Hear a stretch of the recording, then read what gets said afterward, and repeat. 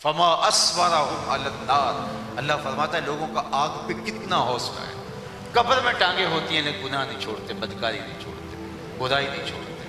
اللہ کا نمائندہ مسجد میں پکار پکار کے کہہ رہا ہوتا ہے حی علی الصلاۃ حی علی الفلاح، لیکن یہ تاش کھیل رہا ہوتا ہے، یہ اپنے کاموں میں مگن ہوتا ہے، رب کے بلاوے پہ لبیک کہتے ہوئے حاضر نہیں ہوتا۔ زندگی کٹ رہی ہے، ٹوٹ ٹوٹ کے سانس بکھر رہے ہیں۔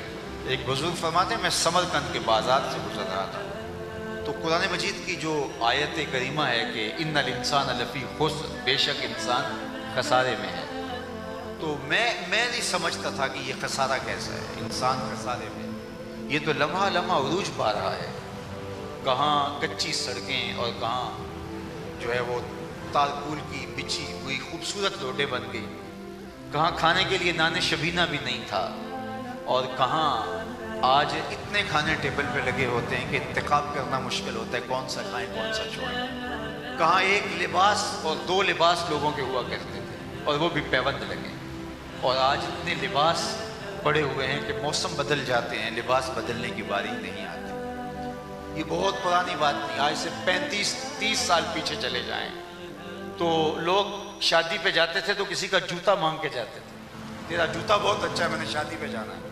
وہ ہمارے دیہاتوں میں وہ کندھے کے اوپر ایک کپڑا رکھتے تھے تو وہ کسی کا اچھا کپڑا ہوتا تو وہ مانگ لیا کرتے تھے، پھر تھوڑا سا تغیر آیا، حالات بہتر ہوئے تو لوگ بسکٹ مانگ لیا کرتے تھے۔ تو یہ زمانہ بہت پرانا نہیں ہے، لیکن آج دیکھیے کہ انبار لگ گئے، کہاں کھانے پینے کے لیے کچھ میسر نہیں تھا، اور آج زندگی کتنی آسودہ ہو گئی، زندگی کتنی پرتعیش ہو گئی، چرخ پہ جھولتے ہیں، ہواؤں میں اڑتے ہیں، زندگی کا جمال انسان نے کشید کر لیا، ایٹم کا کلیجہ شک کر دیا، ہواؤں کے رخ موڑ دیے، پانیوں کو مسخر کر دیا۔ آج انسان کہتا ہے کہ میں تو خسارے میں نہیں ہوں، تو وہ کہتے ہیں مجھے سمجھ نہیں آتی تھی کہ انسان تو تیزی کے ساتھ آگے بڑھ رہا ہے، تو جو کہا گیا کہ انسان خسارے میں ہے تو یہ خسارہ کیسا ہے؟ تو کہتے ہیں ایک دن میں سمرقند کے بازار سے گزر رہا تھا تو وہاں ایک آدمی پتھر کی سل پہ رکھ کے برف بیچ رہا تھا اور وہ ساتھ آواز لگا رہا تھا۔ وہ آج کل پاپڑ بیچنے والے بھی کوئی آواز لگا رہے ہوتے ہیں، کوئی اور بھی بیر بیچنے والے بھی آج تو انہوں نے بھی اسپیکر لگایا ہوتا۔ تو اس زمانے میں اس نے سمرقند کے بازار میں سل پہ برف رکھی تھی اور ساتھ آواز لگا رہا تھا، اور آواز کیا تھی؟ ارحموا ارحموا علی من یذوب راس مالہ، او گزرنے والوں میرے پہ ترس کھاؤ، میں ایسا تاجر ہوں جس کا راس المال پگھلتا جا رہا ہے، میں ایک ایسا سودا بیچ رہا ہوں جو ٹھہر نہیں رہا۔ آپ کپڑا بیچتے ہو، آج گاہک نہیں آیا تو ہو سکتا ہے کل 2 آنے مہنگا بک جائے۔ آپ پیٹرول بیچتے ہیں اور آج آپ کا نہیں بکا تو کل ہو سکتا ہے 6 روپے اوپر چلا جائے، تو پڑا ہی آپ کا جو ہے وہ لاکھوں میں فائدے میں چلا جائے۔ لیکن آپ برف بیچتے ہیں تو آج اگر گاہک نہیں آیا تو کل مہنگی بھی ہو گئی تو برف ہی نہیں ہوگی۔ آپ پھول بیچتے ہیں، آج اگر گاہک نہیں ملا تو کل مرجھا جائیں گے، تو مہنگے بھی ہو گئے تو پھول ہی نہیں ہوں گے۔ تو وہ برف بیچ رہا تھا تو اس نے کہا لوگوں میرے پہ ترس کھاؤ، میں ایسا سودا بیچ رہا ہوں جو لمحہ لمحہ پگھل رہا ہے، میرا راس المال ٹوٹ رہا ہے، پگھل رہا ہے، اب تم 2 آنے کی برف لے لو گے، اس کے بدلے میں کوئی جنس، کوئی پانچ جات، کوئی پیسے، کوئی درہم، کوئی دینار، کوئی سونا، کوئی چاندی دے دو گے تو میرا کوئی فائدہ ہو جائے گا۔ تو کہتے ہیں جب اس نے یہ آواز لگائی نا ارحموا ارحموا علی من یذوب راس مالہ، تو میرے قدم رک گئے اور میں نے کہا کہ مجھے ان الانسان لفی خسر کا ترجمہ سمجھ میں آ گیا۔ میں نے کہا صاحب جس طرح تیری برف پگھل رہی ہے میری زندگی پگھل رہی ہے، تیری برف قطرہ قطرہ پگھل رہی ہے، میری زندگی سانس سانس پگھل رہی ہے، یہ رک نہیں رہی۔ اب اگر تو اس برف کو اب بیچ لے، اس کے بدلے درہم لے لے، دینار لے لے تو چلو فائدہ ہوگا، میں بھی ان سانسوں کے بدلے درود پڑھ لوں، ان سانسوں کے بدلے سجدہ کر دوں، ان سانسوں کے بدلے کسی دکھی کے سر پہ ہاتھ رکھ دوں، ان سانسوں کے بدلے کوئی اچھائی کر لوں، تو یہ میری سانسیں کام آ گئی، ورنہ یہ سو کے بھی بیت جائیں گی، یہ آوارگی میں بھی بیت جائیں گی۔ تو لمحہ لمحہ میری اور آپ کی زندگی ٹوٹتی چلی جا رہی ہے۔ تو قبل اس سے کہ وہ وقت آئے، کوئی حجت نہ رہے اور ہم ہاتھ ملتے رہ جائیں، پھر کیا فائدہ ہوگا؟ آج وقت ہے، آج زندگی ہے، وقت پر کافی ہے۔ ایک قطرہ بھی آب خوش اندام کا جل گیا جب کھیت برسا نہیں تو پھر کس کام کا؟ جب کھیت جل جائے تو پھر بارش کا کیا فائدہ؟ پھر توبہ کا کیا فائدہ، پھر رجوع کا کیا فائدہ جب زندگی ہی نہیں رہی؟ وہ تو سانس ڈوبنے لگی تو فرعون نے بھی کہا تھا آمن تو برب موسیٰ، میں موسیٰ کے رب پہ ایمان لایا، لیکن اب کیا فائدہ، اب تو لمحے بیت گئے ہیں۔ تو وقت پر ایک قطرہ بھی، بلکہ شبنم بھی کام دے دیتی ہے۔ وہ ہمارے دیہاتوں میں کہتے ہیں جب زمین پتھر پہ ہو تو اس وقت بیج ڈال دیں تو دن بدن اگتا ہے، لیکن جب زمین پتھر سے نکل جائے تو پھر آپ قیمتی سے قیمتی بیج بھی ڈالیں تو فائدہ نہیں ہوتا۔ آج زندگی کی زمین پتھر میں ہے، تخم عمل ڈال لیں، کوئی سجدے کے بیج ڈال لیں، کوئی قیام و رکوع کے بیج ڈال لیں، کوئی درود کے بیج ڈال لیں، کوئی خلق خدا کی خدمت کے بیج ڈال لیں، یہ تنا ہوا درخت بن کے چھاؤں کریں گے حشر کے کڑے میدان کے اندر، اور وہاں تمہیں چھاؤں بھی دیں گے، پھل بھی دیں گے، آسودگی بھی دیں گے، بہار بھی دیں گے، تازگی بھی دیں گے۔ لیکن آج اگر کچھ نہ بویا تو کل سوائے پچھتاوے کے اور کچھ نہیں ہوگا۔ قبل اس سے کہ وہ لمحہ آئے اور اس وقت پچھتائیں، آج کا پچھتاوا کل کی بہتری کی ضمانت بن جائے گا۔ کل کا پچھتاوا سوائے حسرت بڑھانے کے اور کچھ نہیں ہوگا۔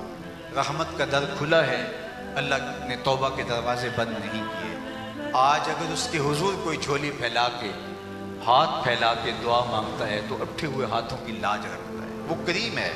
ان ربکم حیی کریم یستحیی من عبدہ اذا رفع یدیہ الیہ ان یردہما صفرا۔ تمہارا رب حیا کرنے والا کریم ہے، بندے جب اس کے سامنے ہاتھ پھیلا کے دعا مانگتے ہیں اللہ فرماتا ہے مجھے شرم آتی ہے ان کے اٹھے ہوئے ہاتھ خالی کیسے ہو۔ جب انہوں نے مجھ سے مانگا ہے تو میں نے بھی نہ دیا تو کس در پہ جائیں گے۔ سادہ سی بات ہے، دیہاتی کلچر سے آپ تعلق رکھتے ہیں، مجھے بتائیے اتنے لوگ جتنے لوگ آپ بیٹھے ہیں اگر اٹھ کے کسی دنیا دار کے ڈیرے پہ چلے جائیں اور اس سے وہ مانگیں جو وہ دے سکتا ہو، دینے سے اس کو کوئی خاص فرق بھی نہ پڑتا ہو، تو مجھے بتائیے کہ وہ اتنے لوگوں کو خالی موڑ دے گا؟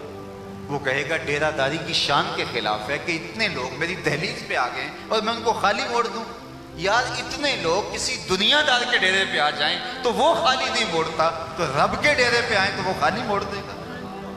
وہ کیا نہیں مانے گا؟ کہا حیی کریم یستحیی من عبدہ اذا رفع یدیہ الیہ ان یردہما صفرا۔ میرے بندے جب میرے سامنے ہاتھ پھیلا کے مانگتے ہیں تو مجھے شرم آتی ہے کہ ان کو خالی کیسے موڑوں۔ جب انہوں نے مجھ سے مانگا ہے تو میں نے بھی نہ دیا تو پھر کس در پہ جائیں؟ اور چوکٹ ہے کون سی؟ میں نے نہ دیا تو کس دہلیز پہ جائیں گے، کس چوکٹ پہ جائیں گے؟ وہ تو کریم ہے۔ 70 ماؤں کی زندگی کا پیار ایک طرف اور اللہ کی محبتوں کی نگاہ ایک طرف۔ کوئی مانگے تو صحیح، ہم تو مائل و کرم ہیں، کوئی سائل نہیں۔ راہ دکھلائیں کسے راہ رب منزلی، جلوائے طول تو موجود ہے، کوئی موسیٰ ہی نہیں۔ کوئی سچی طلب تو لے کر کے آئے، کوئی آرزو تو لے کر آئے، اس کی رحمتیں بندوں پر برسنے کے لیے آمادہ ہیں۔ لیکن بندہ ہی متکبر بن جائے، بندہ ہی نہ مانگے، اس کی دہلیز پہ آئے ہی نہ، حاضری ہی نہ دے، گناہوں سے معذرت ہی نہ کرے، تو وہ بے نیاز بھی ہے، پھر اس کو بھی پرواہ نہیں ہے۔ اس کی یہ شان بھی ہے کہ کریم ہے، اور اس کی یہ شان ہے کہ وہ صمد ہے، بے نیاز ہے، اس کو پرواہ بھی کوئی نہیں۔ تمہاری کوئی پرواہ نہیں اگر تم اس کی پرواہ نہیں کرتے۔ قل ما یعبأ بکم ربی لولا دعاؤکم، اے محبوب فرما دو اگر تم نہیں پکارو گے اسے تو وہ بھی پرواہ نہیں کرے گا، لیکن اگر تم جھولی پھیلاؤ گے وہ رحمتوں سے جھولیاں بھر دے گا، بلکہ تمہاری جھولی بھر جائے گی اور تنگ پاؤ گے، اس کی عنایات اتنی ہوگی بلکہ تمہیں مانگنا پڑے گا مجھے جھولی بھی دے، خیرات بھی دے۔ اس کی چوکھٹ پہ آؤ، اس کی رحمتیں آج عمیم رحمتیں تمہیں پکار پکار کے آواز دے رہی ہیں اور بلا رہی ہیں کہ میرے بندے میری رحمت کا در کھلا ہے۔ وہ ایک فقیر تھا تو بازار میں کھڑا رو رہا تھا، تو کسی نے گزرتے ہوئے رک کے کہا کیا ماجرا ہے، کیوں رو رہے ہو؟ کسی نے مارا ہے، تنگ کیا ہے؟ اس نے کہا نہیں کوئی ایسا ماجرا نہیں ہوا۔ تو پھر کیوں رو رہے ہو؟ اس نے کہا کہ بس میں گزر رہا تھا، ان لوگوں کو دنیا میں کھوئے ہوئے دیکھا تو میرے دل میں ان کے لیے ترس جاگا، تو میں نے اللہ سے دعا کی کہ مالک ان بندوں پہ کرم کر دے، یہ تیرے سے غافل ہیں، تجھے بھولے ہوئے ہیں۔ تو آواز آئی لے آ ان کو میری چوکھٹ پہ، ایک آنسو سے معاف کرو۔ تو میں بڑا خوش ہوا اور ان سے بات کی کہ اس کی رحمت کے در کھلے ہیں، تو وہ تمہیں معاف کرنے پہ آمادہ ہے۔ تو ان کی بندوں کی اور رب کی صلح کروانے کے لیے میں آیا تھا، لیکن وہ تو مان گیا تھا. ان سے بات کی تو یہ الٹا میرا مذاق اڑانے لگے. جا بابا کام کر, تجھے کیا پتا کاروبار کیا ہوتا ہے, اس وقت کام کاج کا وقت ہے. اور آ کے جو ہے وہ ٹپک گیا درمیان میں, جا کام کر. تو کہا وہ تو مان گیا ہے, یہ نہیں مانتے, میں کیا کروں. خیر وقت گزر گیا. اگلے دن وہی شخص گزرا تو اسی بزرگ کو, اسی بابے کو قبرستان میں کھڑا روتے ہوئے پایا. تو پھر رک گیا. کہا بابا بازاروں میں بھی روتا ہے, قبرستانوں میں بھی روتا ہے, آج کیا ماجرا ہے. کہا کہانی کل والی. کہا کیا مطلب. کہا کل بازار سے گزرا اور ان کو دنیا میں کھوئے ہوئے دیکھا, دل میں ترس جاگا, خیال ہوا بندوں کی اور رب کی صلح کروا دوں. پھر اس سے بات کی تو وہ مان گیا, لیکن بندے ہی نہیں مانے. مایوس ہو گیا, آج ادھر آ گیا اور آج میں نے سوچا چلو ان کی اور رب کی صلح کروا دوں. تو آج بات کی ہے تو یہ مان رہے ہیں, وہ نہیں مان رہا. آج وہ مان رہا ہے, کل وہ نہیں مانے گا اور ہم مان رہے ہوں. تو بہتر نہیں ہے کہ آج مان لیں, آج لے ان کی پناہ, آج مدد مانگ ان سے, کل قیامت کو نہ مانیں گے اگر مان گیا. تو پھر ماننے کا کیا فائدہ. آج کی زندگی, یہ جو جنازے اٹھتے ہیں ہمارے عزیز ہم سے بچھڑ, آج ہم اس مقصد کے لیے جمع ہوئے, تو یہ عبرت ہے ہمارے لیے. یہ اٹھتے ہوئے جنازے ہمارے لیے عبرت کا سامان ہے کہ آج وہ چلے گئے ہیں تو ہم نے بھی جانے والے. آج ہم ان کے جہلم کے ختم میں جمع ہیں, کل ہمارے لیے بھی تو یہ مرحلہ ہوگا نا کہ ہم قبر میں ہوں گے اور لوگ ہمارے لیے جمع ہو رہے ہیں, اور یہ ہمیں نہیں پتا کہ آنے والا وقت کب آنے پہنچے. تو یہ اٹھتے ہوئے جنازے ہمارے لیے سامان عبرت ہیں. کتنے لوگوں کو ہم قبروں کے سپرد کر چکے, اپنے باپ کو, دادا کو, ماؤں کو, رشتہ داروں کو, کتنے عزیزوں کو قبروں میں اتار چکے ہیں. تو کیا ساری زندگی ہم ہی اتارتے رہیں گے. کبھی تو وقت آئے گا کوئی ہمیں بھی اتارے گا. تو قبل اس سے کہ وہ وقت آئے, تو یہ اٹھتے ہوئے جنازے ہمارے لیے عبرت ہے, عبرت. حضرت ابراہیم خلیل اللہ نے اللہ کی بارگاہ میں عرض کی تھی کہ میری موت کا جب معاملہ ہو تو اسرائیل پہلے حاضر خدمت ہو. اسرائیل سے باقاعدہ وعدہ کیا تھا کہ جب میری روح قبض کرنے آنے لگو تو سب سے پہلے مجھے کوئی پیغام میسج بھیج دینا تاکہ میں موت کی تیاری کروں. اللہ کے پیغمبر تھے, اسرائیل نے وعدہ کر لیا. ایک دن حضرت اسرائیل حاضر ہوئے, پوچھا کدھر آیا. کہا قبضے روح کے لیے.